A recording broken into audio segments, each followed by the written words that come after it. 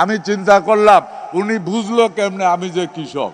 ভাই আমি এরকম কৃষক, আপনারা ধান দায়নের সময় হলে, ধান কাটার সময় হলে ডাক দিয়েন, হয়তো অনেক দিন ধান দেয় না দেখা আপনার মতো স্পিডে ধান দাইতে পারতাম না, কিন্তু আমার হিজেও ভালাইতেন পারতেন না। হাল চাষ যদি করতে বলেন নাঙ্গল দিয়া, এইটাও আমি পারি। খাড়ি হিঁচতে বলেন ওইটাও আমি পারি।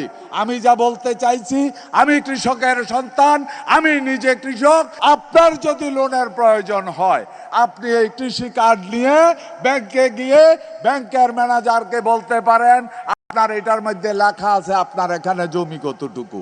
আপনি জমি যদি থাকে 2 কানি 2 বিঘা, আপনি ওইখানে মিথ্যা কথা বইলা যে জমি আছে 10 বিঘা, লাভ হইব না। ওইটা কিন্তু কার্ড যখন প্রিন্টিং মেশিনে দিবে তখন বইলা দিবে এর ভিতরে কতটুকু আছে।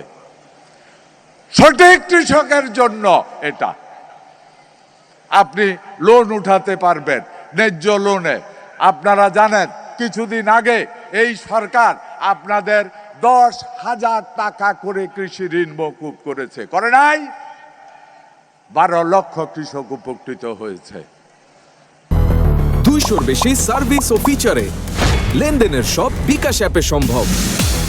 এই সরকার মাননীয় প্রধানমন্ত্রী মনে প্রাণে বিশ্বাস করে একই কথা বারবার উচ্চারণ করছি, 70% মানুষ কৃষির সাথে জড়িত। এদেশের আবহাওয়া 12 মাস কৃষি পণ্য উৎপাদন করার জন্য উপযোগী। আমার কৃষক যদি জেগে উঠে, কৃষক যদি স্বাবলম্বী হয়, কৃষক যদি অর্থনৈতিকভাবে শক্তিশালী হয়, দেশের অর্থনীতি শক্তিশালী হবে। এই হলো মাননীয় প্রধানমন্ত্রীর চিন্তা আপনাদের জন্য, আমাদের জন্য। আমাকে মাননীয় প্রধানমন্ত্রী আপনাদের কৃষিমন্ত্রী হিসাবে দায়িত্ব দিয়েছে। আমি চিন্তা করলাম উনি বুঝলো কেমনে আমি যে কৃষক।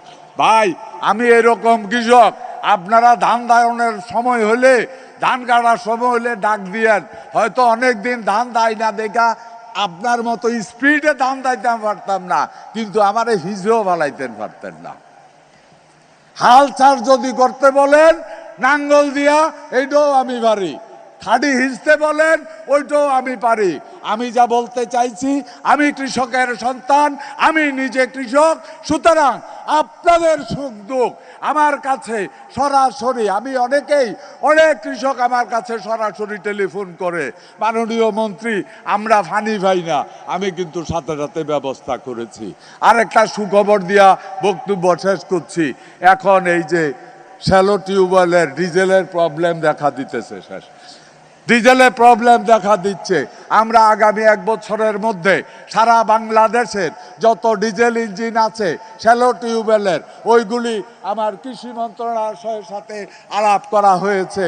এগুলির মধ্যে আমরা সোলার পাওয়ার সিস্টেম চালু করার চেষ্টা করছি। আমার বক্তব্য শেষ।